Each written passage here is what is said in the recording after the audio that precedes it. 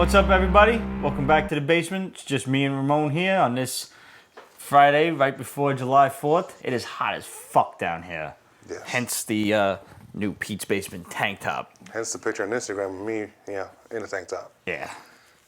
Ramon's a lot more merciful, though, once the show starts. Yeah. We got a cool week of books here. Carnage and Deadpool concluded this week with issue 4.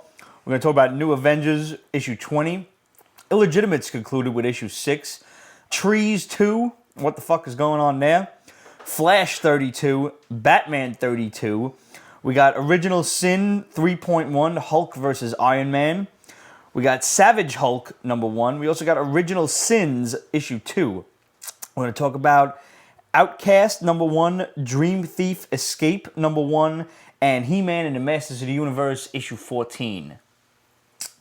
It was a tough call for Book of the Week. It was. Not because everything was just so fucking amazing, but everything was, like, they were good, but nothing really, like, showing through, like, holy shit, we gotta fucking talk about this. If we had one thing we kind of chose to talk about was Original Sin 3.1, Hulk versus Iron Man. Yes. Obviously, I liked this immediately as soon as I opened the book because it was Mark Bagley. Oh, yeah. Plus, it was also Mark Waid, so that's 2 check marks. Yeah. I'm good. Get it? Marks? Yeah. Marks? Yeah. Mark Waid and Mark Bagley. See what I did there? 7 years, people. 7 years of Friday Night Same fucking jokes all the time. This is it. These are the jokes, people. They're not meant to razzle-dazzle you. They don't. All right. So basically what happens is the Watcher's death and the orb using the eye, and the secret is they switch memories. Right. Everybody was so close that they kind of, they saw each other's memories and the shit. fact that Hulk has extremis, which is a recent development, and the gamma radiation that they share, just fuck with them and they swap memories. Yeah, I saw that they mentioned Stark's gimpy brother. I just chose to ignore that completely. Yeah, we have to know. Yeah. So, Hulk remembers certain things of Tony's life. That Tony did. And he's like, but I don't remember doing this. And it all harkens back to the Gamma Bomb creation. And you find out Bruce and Tony went to college together. Because sure, why the fuck not? I'll bite. Yeah. They were not rivals. They respected each other. But Tony was the party boy. So even as brilliant as he was, he stuck Bruce with all the homework and shit. Mm-hmm. It was that kind of a relationship. And now fast forward a couple of years and Bruce is developing the Gamma Bomb in the New Mexico desert. Mm-hmm. And, Thunderbolt Ross is yelling at him. And Tony comes in and he's like, yo, ease off the guy. He's doing a good job here. And even though he's not doing the best job he could be, kind of thing. He seems to throw him under the bus, but I'm not sure if it was on purpose or inadvertent or what. But they kind of had a few words going back and forth. Yes, and then you mentioned the whole drinking. Right, and then Tony's like, well, you're the one kind of selling these guys short, talking about all of the generals at the meeting and everything. And Thunderbolt Ross is like, what is he talking about? What do you mean selling us short? And he explains to him that, the yield on the Gamma Bomb is not everything that it could be, that Banner dumbed it down on purpose for either the sake of the test or for the sake of not blowing up the entire fucking North American continent with a bomb. Yeah. Duh. Pretty much. Because the yield on a Gamma Bomb could be massive. Retarded. Yeah. I mean, how many times, just, scientifically speaking, if you guys watch The Universe or Cosmos or any of them fucking shows on the History and Discovery Channel where they talk about some sort of horrendous apocalypse that is just moments away from happening to the Earth. One of those fun ones is a gamma burst from a nearby star. Yeah. And I'm talking nearby star this is several thousand fucking light years away.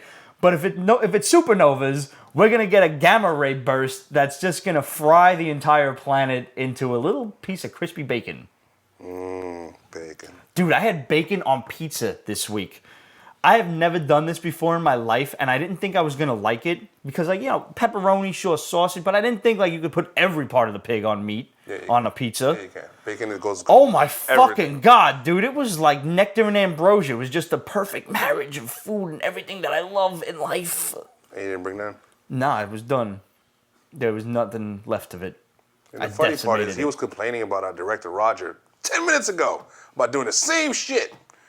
Roger made this really nice Chipotle brajol, just didn't even fucking include us on it. Told us about it afterwards. I was like, meanwhile, yeah, it was delicious. Pizza and Bacon over here did the same fucking shit. Hey, what can I tell you? Where was I? Oh, yeah, gamma rays. So Bruce tells Thunderbolt Ross, like, listen, the bomb is what it needs to be. It's as powerful as it needs to be. You guys will not be disappointed. And he's pissed off. Remember in Original Sin when the Hulk just screamed out, Stark, and, jumped off? Mm-hmm. Reason being is he remembers Tony Stark. He sees hands fiddling with the gamma bomb. And he's like, but I don't drink. And he's like, Tony, you he sees a reflection. You sabotaged the gamma bomb. You turned me into the Hulk. That's pretty big. It is, but while I don't like people fucking with origin stories, it is a big fucking with origin. It is. I'm not so totally opposed to this because with Tony Stark being a munitions expert, a munitions salesman, it makes sense. Yeah, that their world should have interacted. Right. I'm not. My problem is this is very Reed Doom-ish. Very true. So it's not really. It's not as original. I mean, Doom was a dick. So they weren't exactly homies. They're just more like roommates type of thing. Here it's like homies, and then just fucked up one moment. They can't have it in the way that Stark is actually responsible for it. Tony Stark is being a real dick throughout the entire Marvel universe right now. We'll get to that later on. Let's just talk about it real quick right now. New Avengers 20, everything that's going on in the Avengers world has to do with these incursions that are occurring. Yeah. Incursions that are occurring with fucking, the universe, the nexus of points is the fucking planet Earth, and these universes collide, and either both universes get destroyed or one Earth gets destroyed. Yes. So Tony Stark has basically built planet killers. Mm-hmm. And all of the other Illuminati Avengers are doing some really fucked up shit. Really fucked up shit. And, I get it that it's to save their world. Who amongst us wouldn't do that? If my family was in danger, I'll rip somebody's motherfucking throat out and shove it down their grandmother's throat. Yeah, I'll kill 10 people just to save my one girl. I don't give a fuck. Human life does not mean that much to me.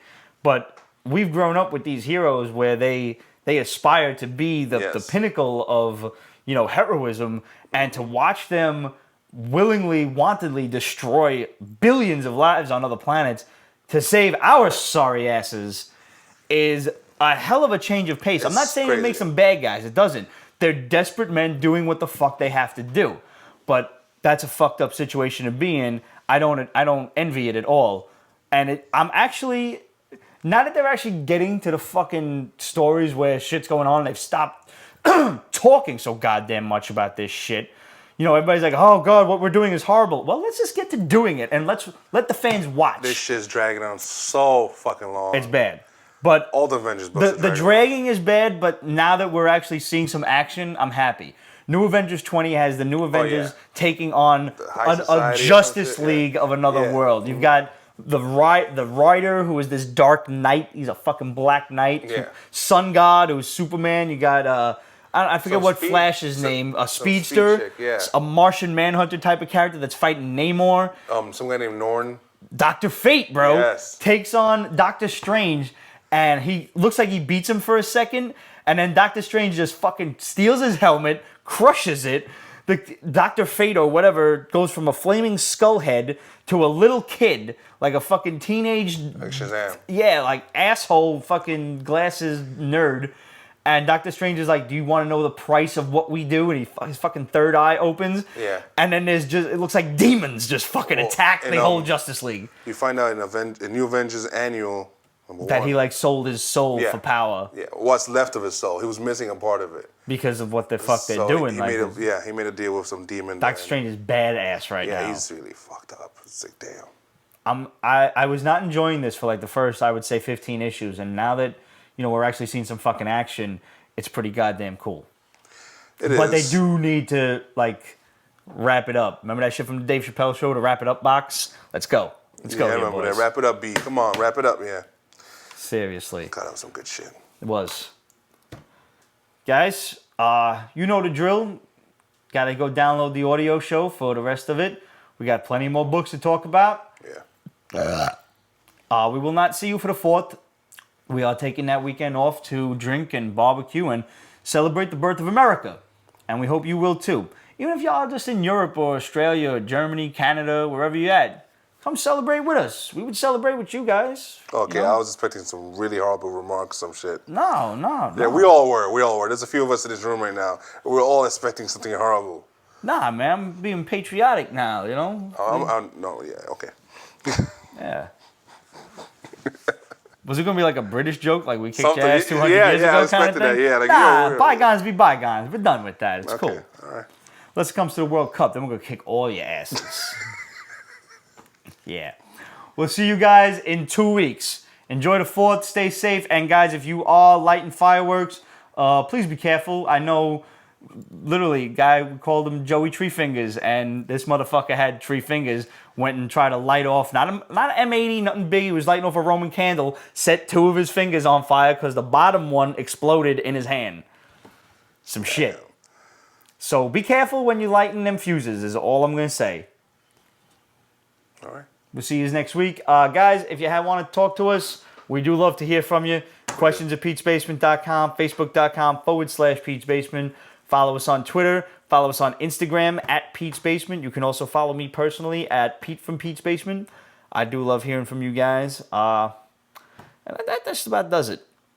Yeah, we'll see you in 2 weeks. 2 weeks. Yeah.